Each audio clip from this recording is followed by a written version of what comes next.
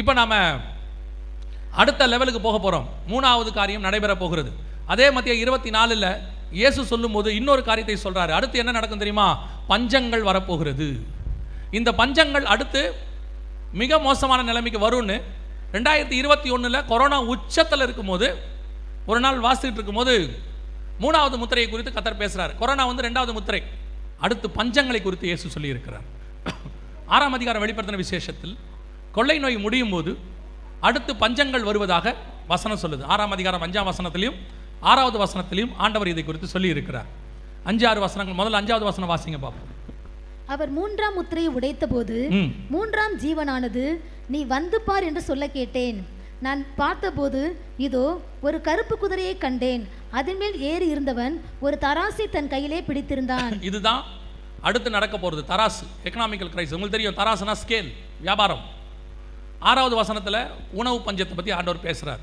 ஒரு பணத்திற்கு ஒரு படி கோதுமை என்றும், ஒரு பணத்துக்கு 3 படி வார் கோதுமை என்றும், எண்ணெயையும் திராட்சை ரசத்தையும் சேதப்படுத்தாதே என்றும் 4 ஜீவன்கள் மத்தியிலிருந்து உண்டான சத்தத்தை கேட்டு. இது அடுத்து நடக்க போகிறது.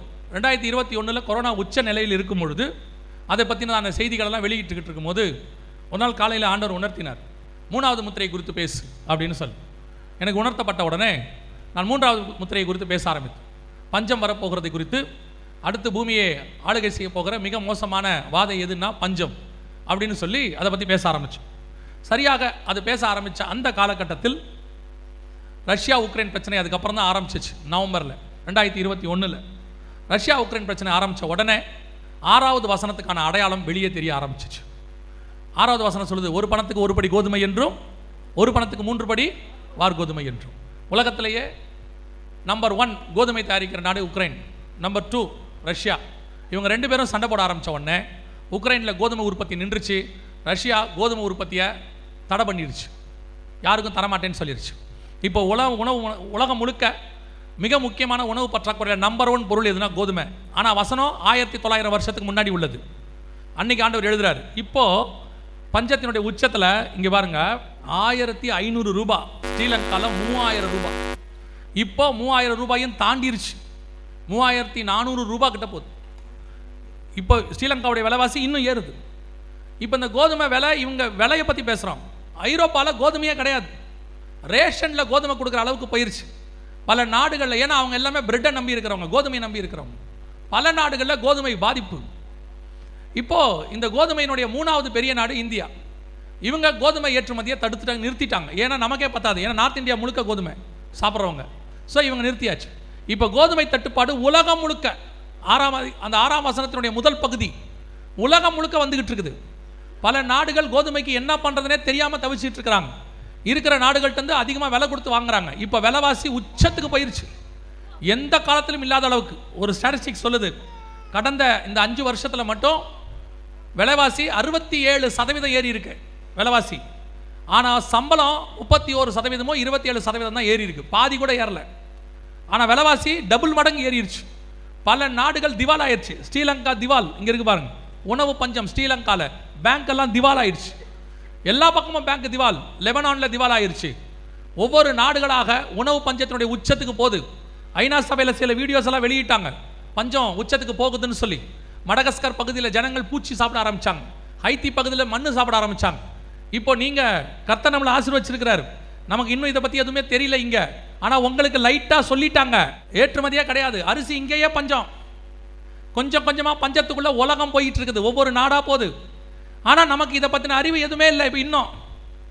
அதாவது அப்போஸ்தலர் காலத்தில் ஒருத்தன் எழும்பி சொல்கிறான், மிகப்பெரியதான பஞ்சம் வரும் என்று சொல்லி. 11ஆம் அதிகாரம் 12ஆம் அதிகாரத்தில் உடனடியாக சபை அதுக்கான ஆயத்தத்தை செய்தது என்று சொல்லி பார்க்கிறோம். அதாவது அவங்க அந்தியோகியாவில் இருக்கும்போது சொல்கிறான், மிகப்பெரிய பஞ்சம், கொடிதான பஞ்சம் உலகம் முழுக்க வரும் என்று சொல்லி.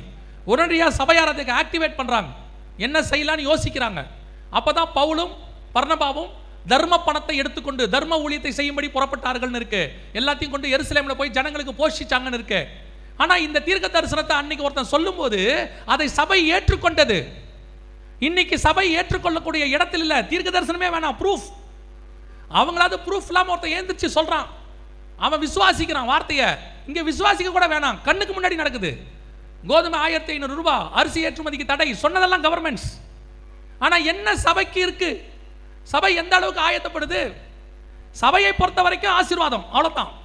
வாலாகாமல் தலையாவாய், இடதுபுறமும் வலதுபுறமும் பலுகி பெருகுவாய். என்னங்க இவர் மீட்டிங்க்கு வந்தா இவர் பஞ்சம் வருங்கிறாரு.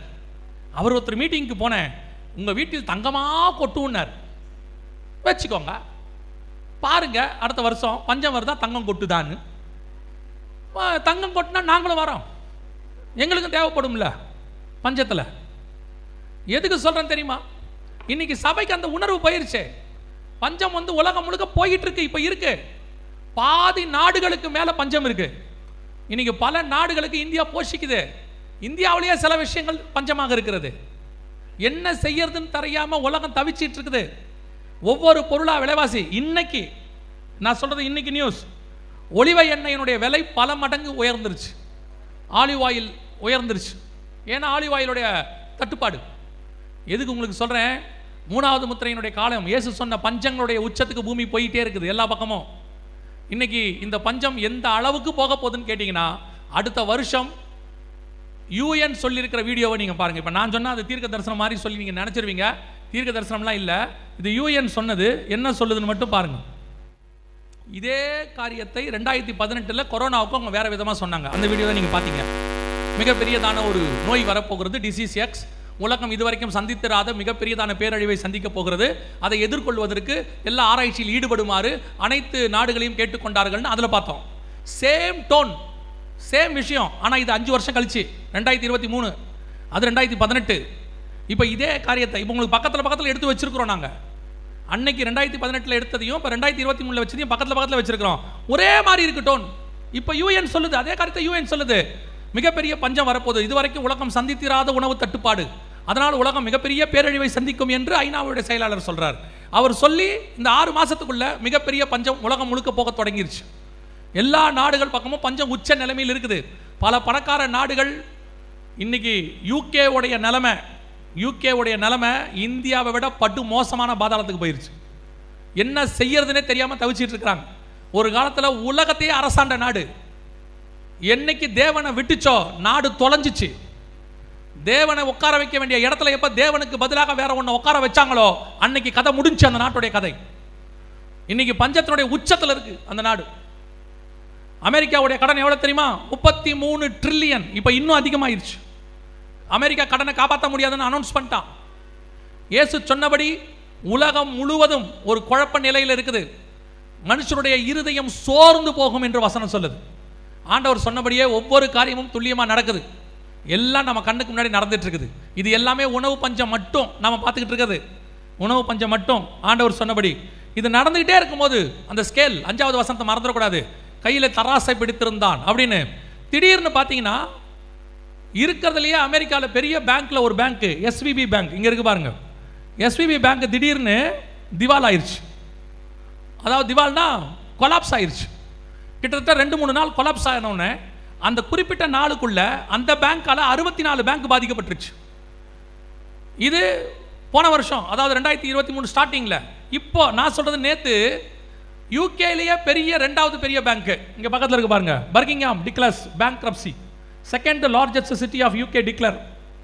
யூகேல இருக்கிறதுலேயே 2வது பெரிய நாடு, பெரிய சிட்டி பர்கிங்ஹாம். அதில் உள்ள பேங்க் திவால் ஆயிடுச்சு, மூடியாச்சு. இதெல்லாம் சாதாரணமான விஷயம் இல்லை, ஏதோ மெசேஜாக நினச்சிக்காதீங்க. கொஞ்சம் கொஞ்சமாக உலகம் மிகப்பெரிய பேரழிவை நோக்கி போய் கொண்டிருக்கிறது. திவாலுங்கிறது சாதாரணம் இல்லை. அதில் இருக்கிற அத்தனை பேருடைய அக்கௌண்ட்டும் இதாகிடுச்சுன்னு அர்த்தம். என்ன பண்ண போகிறாங்கன்னு தெரியாதுன்னு அர்த்தம். அதே மாதிரி உலகம் முழுக்க பல பேங்க்ஸ் திவால் ஆகிட்டே வருது. பல அரசாங்க பேங்க்ஸ், இப்போ நம்ம ஊரில் ஆர்பிஐ மாதிரி ஸ்ரீலங்காவில் இருக்கக்கூடியதான அரசாங்க பேங்க் திவால், லெபனானில் இருக்கிற அரசாங்க பேங்க் திவால், யூகேல இருக்கிற பேங்க்ஸ் எல்லாம் திவால் ஆகிட்டு இருக்குது. ஒரு பக்கம் இதெல்லாம் போயிட்டே இருக்குது, ஒரு பக்கம் உணவு பஞ்சம். இது அடுத்த லெவலுக்கு போகும். எப்படி தெரியுமா? கொஞ்சம் உணவு தான் இருக்கும், உங்ககிட்ட பணம் இருக்கும், ஆனால் உணவு கொஞ்சம் தான் இருக்கும். அடுத்து நீங்கள் அந்த கொஞ்சம் உணவை எவ்வளோ பணம் கொடுத்து வாங்குவீங்க? ஏன்னா வேறு வழி இல்லை, சாப்பாடு. இப்போ தங்கமாக இருந்தால், காராக இருந்தால் தேவையில்லைன்னு விட்டுட்டு போயிடலாம். இது ஒன்றும் தேவையில்லை, வாழ்க்கைக்கு இது ஒன்றும் அவசியம் இல்லைன்னு விட்டுட்டு போயிடலாம். ஆனால் சாப்பாடு விட முடியாது, அரிசி விட முடியாது. இப்போவே போய் கடையில் போய் கேட்டு பாருங்கள். சாதாரணமாக அரிசி 35-40 ரூபாய்க்கு மேலே போயிருச்சு. 50 ரூபா 60 ரூபாய்க்கு போயிட்டு இருக்குது. அடுத்து 100 ரூபாய்க்கு போயிடும். பெட்ரோல் 100 ரூபாயை தாண்டிருச்சு. இவைகளுக்கு நடுவில் தான் கர்த்தர் உங்களை என்னையும் பாதுகாப்பாக பத்திரமாக வச்சுக்கிட்டு இருக்கிறார். நான் எப்பவும் சொல்லுவேன், நம்முடைய ஆண்டவர் அதுக்கு நடுவில் நம்மளை பறந்து காக்கிற பட்சியை போல பாதுகாப்பார். எப்படி பாதுகாப்பார்? இப்போ நம்ம போய் நின்ன உடனே பெட்ரோல் பங்க்கில் நம்மளை பார்த்த உடனே, ஐயா உங்களை பார்க்கும்போது பரிசுத்தவான் என்று தெரிகிறது, ஆகவே 102 ரூபாய் பெட்ரோலை உங்களுக்கு 72 ரூபாய்க்கு போகிறேன்னு சொல்ல போகிறானா? சொல்ல மாட்டாங்க. உங்களுக்கு எனக்கு அப்படி குறைக்க போகிறாங்களா? குறைக்க மாட்டாங்க. நமக்கு என்ன நடக்கும்? எல்லாருக்கும் மாதிரி நமக்கு 102 ரூபா தான் பெட்ரோல், எல்லாரும் மாதிரியும் நமக்கு 40 ரூபா தான் பால், எல்லாரும் மாதிரியும் அரிசி நமக்கு 60 ரூபா 70 ரூபா தான், கேஸ் எல்லாரும் மாதிரி நமக்கு 800 ரூபா 900 ரூபா தான். அப்போ என்ன பண்ணுவார் ஆண்டவர்? அதை வாங்குற அளவுக்கு கர்த்தர் நம்முடைய கரங்களை பலப்படுத்தி கொடுப்பார். அதான் கர்த்தர் நமக்கு செய்யறது. உங்களுக்கு எனக்கும் குறைக்க மாட்டார், ஆனால் அதை வாங்குற அளவுக்கு நம்மளை பலப்படுத்திடுவார். அதுதான் நடக்க போகுது. இப்போ நம்ம கண்ணுக்கு முன்னாடி இதெல்லாம் நடந்துக்கிட்டே இருக்கு. ஒரு பக்கம் ஆண்டவர் சொன்ன தீர்க்க தரிசனம், இது ஒரு பக்கம் உணவு பஞ்சம், இன்னொன்று தண்ணி பஞ்சம், அது உச்சம். பல நாடுகளில் தண்ணியே கிடையாது, முடிஞ்சிருச்சு. நார்த் இந்தியாவிலே பல மாநிலங்களில் தண்ணி கிடையாது. இப்போ ட்ரெயின் போதில்லை, ட்ரெயின் இங்கேருந்து வழியில் ட்ரெயினை நிறுத்தி டாய்லெட்டில் இருக்கிற தண்ணியை பிடிச்சிட்டு போகிறாங்க. குடத்தை கொண்டு வந்து டாய்லெட்டில் இருக்கிற தண்ணியை பிடிச்சிட்டு போகிறாங்க. நான் சொல்கிறது நார்த் இந்தியாவில். அந்த அளவுக்கு தண்ணி பஞ்சம் ஒரு பக்கம் போயிட்டு இருக்குது.